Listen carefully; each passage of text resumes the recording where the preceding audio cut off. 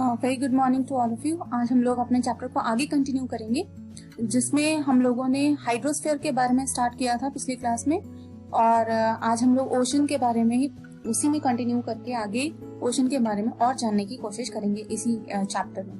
आपकी NCERT book में भी ये सारी चीजें दी हुई है। So let's begin. तो जब हम ओशन की बात करते हैं तो ओशन में मूवमेंट होती रहती है, ठीक है, कुछ ना कुछ मूवमेंट होती है in the form of waves आते रहती है। वहां पे आपने हमेशा देखा होगा लहरें आती है, जो बीच पे रहते हैं लोग, वहां पे आप लोग भी जाते हैं, वहां घूमने के लिए भी जाते हैं, तो हमेशा वेव्स आती रहती है, करंट जो है उसमें फ्लो करता रहता है, ठीक है। अब यहाँ पे वेव्स होती क्या है? वेव्स ज्यादा कुछ नहीं होती हैं, आपकी जो rise and fall of the water होता है उसको हम कहते हैं। अब जब ये वेव्स ज्यादा ही, इसकी एम्पलीट्यूड ज्यादा हो जाए, एम्पलीट्यूड मतलब इसकी हाइट ज्यादा हो जाए, तो हम इसको टाइड भी कहते हैं, ठीक है। और ये रिदमिक होती है, राइज एंड फॉल।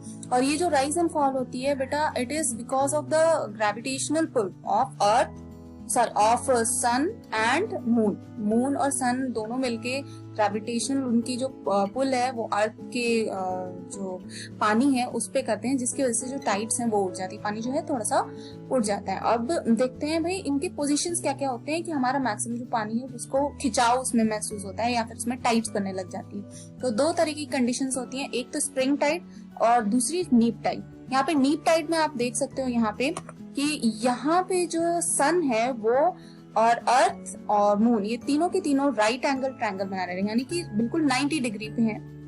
तो यहाँ पे जो है जो टाइड बनेगी उसको हम कहते हैं नीप टाइड। इसकी ज्यादा हाइट नहीं होती है इस टाइड की, यानी इस लहर की हाइट इतनी ज्यादा नहीं होती है as compare to spring tide. जब आप स्प्रिंग टाइड में देखोगे तो मून और सन एक साथ मिलके पानी जो है इधर साइड खींच रहे हैं, या फिर सन एक साइड में है, मून एक साइड में। तो स्प्रिंग टाइड की जो हाइट है ज्यादा होती है एज कम्पेयर टू द नीप टाइड, ठीक है। तो ओशन में दो तरह की मूवमेंट्स अभी हम लोगों ने पढ़ लिया, एक तो वेव और एक टाइड। अब तीसरा है बेटा ओशन करंट। ओशन करंट जो होता है वो स्ट्रीम होता है, एक तरीके से पानी जो होता है वो डिफरेंट टेम्परेचर्स पे आ जाता है, क्योंकि उनकी अलग अलग हीटिंग होती है।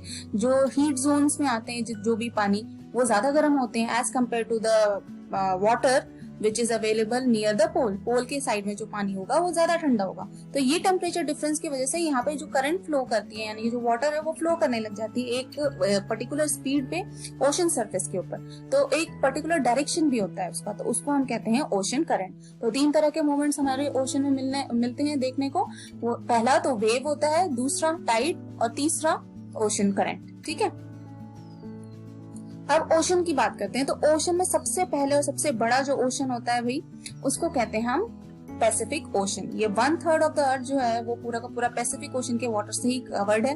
और यहाँ पे जो एक ट्रेंच है, मरियाना ट्रेंच, वो सबसे डीपेस्ट पोर्शन है, deepest part of the earth है। इससे डीप अभी तक कोई चीज डिस्कवर नहीं हुई है। और ये कौन कौन से कॉन्टिनेंट से सराउंडेड है आप यहाँ पे देख भी सकते हो।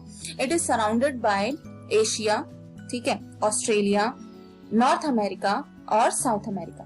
North America and South America, इन सबसे ये सराउंडेड है पैसिफिक ओशन। अब आते हैं हम दूसरे ओशन की तरफ। दूसरा ओशन है आपका अटलांटिक ओशन। यहाँ पे आप अटलांटिक ओशन देखो तो ये एक तरीके से एस बना रहा है, इट इज लेटर एस। ये आपका थोड़ा सा जो लेटर है इसको इमेजिन करके देखो तो ये एस टाइप का बनाता है। इसमें बीच में जो है वो रिज होती है, ठीक है। और ये जो है आपका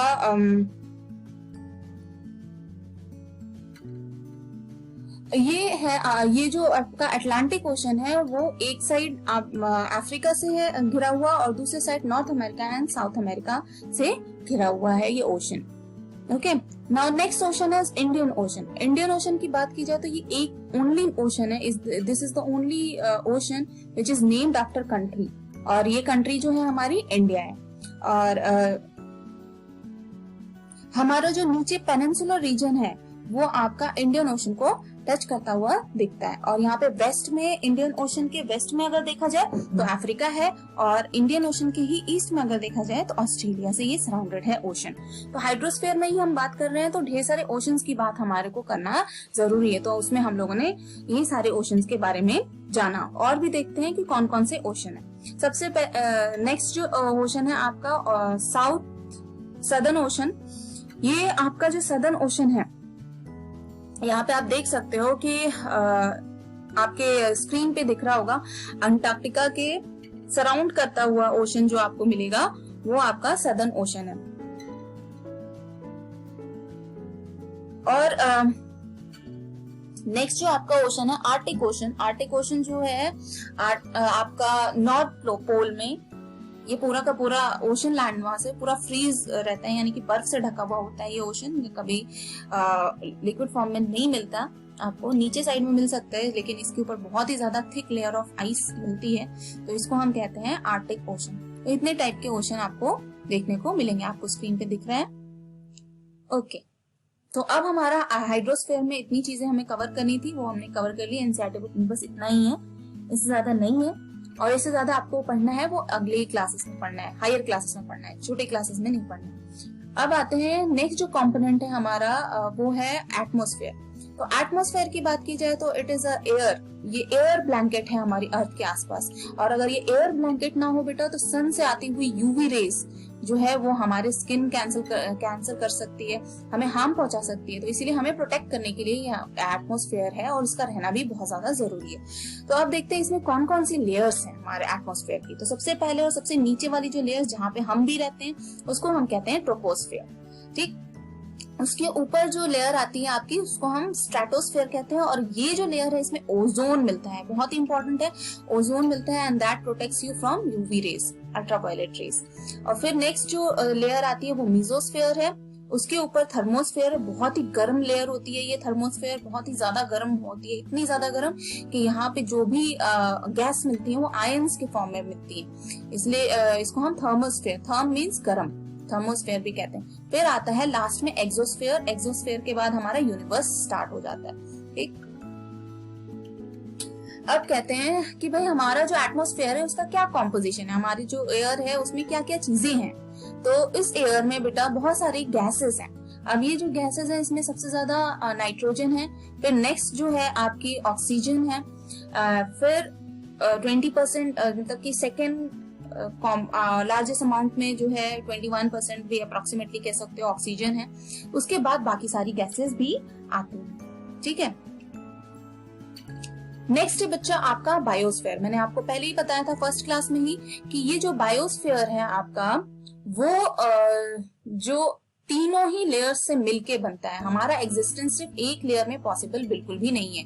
जब तक ये तीनों लेयर नहीं मिलेंगी, लैंड, एयर एंड वाटर, ये तीनों नहीं मिलेगा तब तक ये बायोस्फीयर नहीं बनेगा। और जब तक ये बायोस्फीयर नहीं होगा तब तक हमारी एग्जिस्टेंस यानी लाइफ की एग्जिस्टेंस भी पॉसिबल नहीं होगी। ठीक है, and it is a narrow zone of contact between air, land and water. Biosphere mainly दो चीजों से कंप्राइज होते हैं। ठीक है, प्लांट्स जो कि आप स्क्रीन पे देख सकते हो, और एनिमल्स, ढेर सारे एनिमल्स के साथ। सो अब ये हमारा ड्यूटी है कि हम अपनी जो अर्थ है, अर्थ के नेचर को प्रोटेक्ट करके रखें, हमें सेव करना चाहिए हमारे बायोस्फीयर को, ताकि हमारी भी जिंदगी जो है इन लोग के ऊपर ही डिपेंडेंट होती है। So we need to protect our flora and fauna, यानी कि प्लांट्स और एनिमल्स, इन दोनों को ही प्रोटेक्ट करके रखना चाहिए अगर हम अपनी एग्जिस्टेंस चाहते हैं तो। ठीक है, तो बायोस्फीयर को जब तक हम बचा के नहीं रखेंगे तब तक हमारी एग्जिस्टेंस पॉसिबल नहीं है। So with this the chapter comes to an end. ये इससे ही साथ जो चैप्टर है वो एंड होता है, एंड आई होप कि आपको चीजें समझ में आई होंगी। Thank you and have a nice day ahead.